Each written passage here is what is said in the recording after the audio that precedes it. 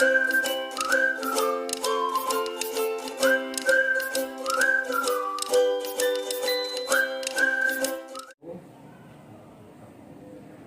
ini Pak John, saya meminta waktunya sebentar. Jadi di sini saya ada CGP. Kebetulan ada tugas dari kemudian tentang pengambilan keputusan sebagai pemimpin pembelajaran. Nah, di sini tugas kami adalah kita ada 4 kasus dan setiap CGP itu memilih satu studi kasus. Di sini saya mengambil studi kasus 2. Jadi di kasus ini kita disuruh setiap CGP meminta tanggapan dari rekan guru setiap studi kasus yang dipilih. Oke, kita baik saja. Pada kasus 2 ini di sini ada misalnya Bapak sebagai kepala sekolah di SMA Tunas Gumilang, dan di SMA tersebut Bapak memiliki seorang guru yang bernama Pak Dodi. Dia ini adalah seorang guru matematika di sekolah yang Bapak pimpin. Nah, Pak Dodi ini adalah guru yang sangat kompeten dan memiliki semangat belajar sangat tinggi. Dan dia juga menguasai bidang yang diajarkan dan metode cara mengajarnya juga mudah dimengerti oleh siswa-siswa. Namun, Pak Dodi ini memiliki beberapa masalah dalam pengendalian emosi dan pengelolaan waktu.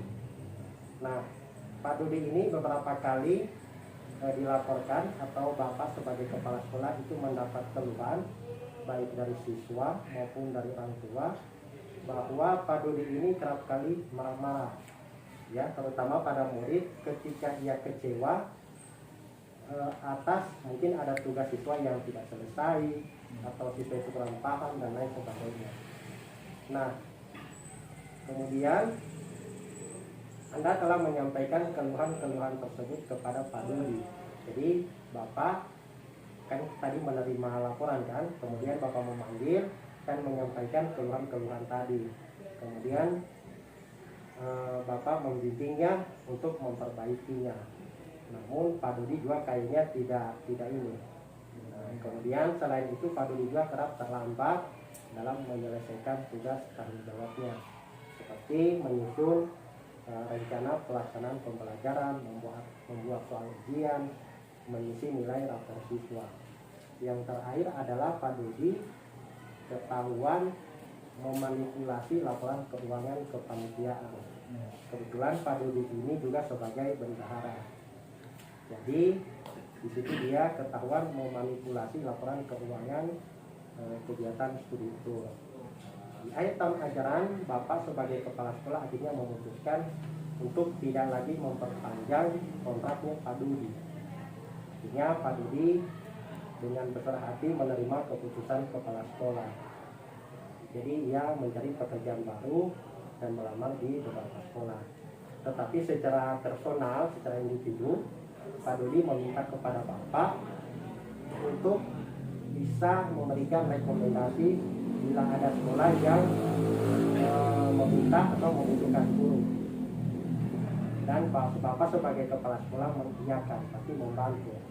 Nah, pada suatu hari ada sekolah atau Bapak mendapat email dari SDM Cahaya Hati yang meminta untuk mengisi lembar rekomendasi mengenai kinerjanya Pak Dodi sehubungan dengan lamarannya Pak Dodi. Jadi Pak Dodi ini melamar di SMA Cahaya Hati. Jadi dari sekolah tersebut meminta Bapak sebagai mantan pernah mengajar di sekolahnya Bapak untuk mengisi formulirnya.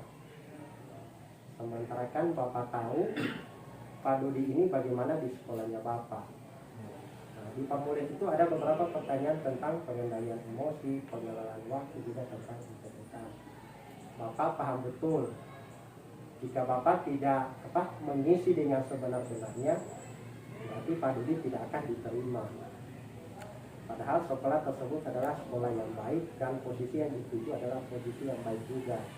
Anda juga tahu Pak Dodi ini sebagai seorang kepala keluarga yang mempunyai istri, tidak ada pekerjaan, dan mempunyai 3 anak yang masih kecil-kecil. Jadi Pak Dodi ini sangat membutuhkan pekerjaan. Apa yang Bapak akan lakukan apakah Bapak tetap mengisi formulir itu dengan apa adanya atau Bapak akan buat sedikit lebih baik dari fakta yang terjadi. Kemudian apa yang menjadi pertimbangan ketika Bapak melakukan itu? Oke, silakan tanggapannya. Baik, lalu saya memanggil teman guru itu, ya, atau Pak Dodi ya, untuk kalau bisa merubah karakter atau perilaku sebagai seorang guru untuk menjadi seorang guru yang profesional atau yang baik, agar supaya kalau untuk menghadapi siswa-siswa yang nakal atau yang tidak mau mengerjakan tugas, ya itu paling tidak memberi nasihat atau memberi sanksi juga yang biasa, jangan yang keras, ya, apalagi secara fisik. Namun bahwa walaupun orangnya baik, namun ada karakter atau sifat atau perilaku yang tidak bagus sebenarnya, yang tidak boleh dilakukan di sekolah itu. Namun saya sebagai mantan kepala sekolahnya, saya menyadari bahwa manusia ini punya hati, punya perasaan, punya hati yang tulus untuk selalu membantu orang, ya. Jadi dengan melihat keberadaan kehidupan Pak Dodi dengan istrinya yang juga tidak punya pekerjaan dan mempunyai 3 orang anak, apalagi dia baru mau mencari pekerjaan, kasihan. Jadi di sini keputusannya Bapak, apakah Bapak tetap mengisi formulir itu dengan apa adanya atau sedikit lebih baik dari fakta yang terjadi? Ya. Jadi untuk supaya sekolah yang baru ini bisa menerimanya, tentunya saya harus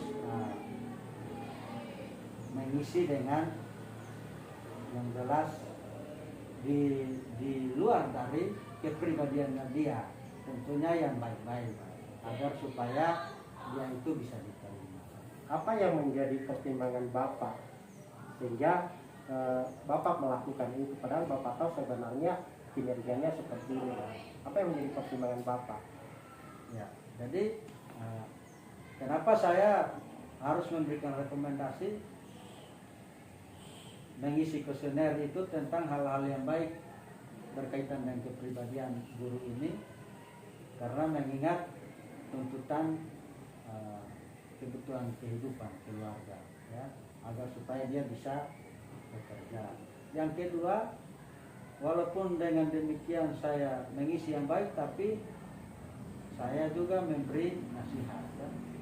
Yang pertama, ingatkan dia agar perilaku yang pernah dia lakukan di sekolah yang lama atau sekolah saya dulu, dia harus merubahnya di sekolah yang baru. Jangan sampai ketika saya memberikan rekomendasi yang baik dan diterima, namun membuat lagi hal yang sama di sekolah yang baru, kan kasihan dia. Bisa-bisa dipecat lagi atau dikeluarkan lagi dari sekolah. Jadi barangkali ini perlu saya ingatkan kembali kepada Pak Guru ini supaya dia bisa merubah ini. Kalau merubah wajah mungkin sulit, ya, tapi kalau rubah karakter mau detik ini pun bisa sebenarnya. Tinggal kembali pada pribadinya Pak Dodi, masih mau tetap bekerja selamanya atau mau buat perlakuan yang tidak betul lalu dikeluarkan lagi di sekolah yang baru. Intinya saya punya niat baik untuk membantu. Terima kasih Pak Yohanes atas tanggapannya. Jadi sini Bapak tetap merekomendasikan Pak Dodi ini ke sekolah tersebut dengan mengisi formulir dengan sedikit lebih baik dari fakta yang terjadi, dengan alasan kan pertimbangan kasihan Pak Dodi ini juga memiliki 3 orang anak dan seorang istri yang tidak memiliki pekerjaan. Ya, sini kebutuhan ekonomi. Kemudian dari sisi kemanusiaan juga, kan kasihan juga. Oke, terima kasih Pak atas tanggapannya. Setelah kapan waktu saya butuh lagi, semoga bisa Siap, siap, berkelanjutan dan bisa membantu saya dalam menyelesaikan tugas-tugas. siap. Oke, terima kasih Pak Juan. Sukses Pak Guru Penggerak. Oke. Oke.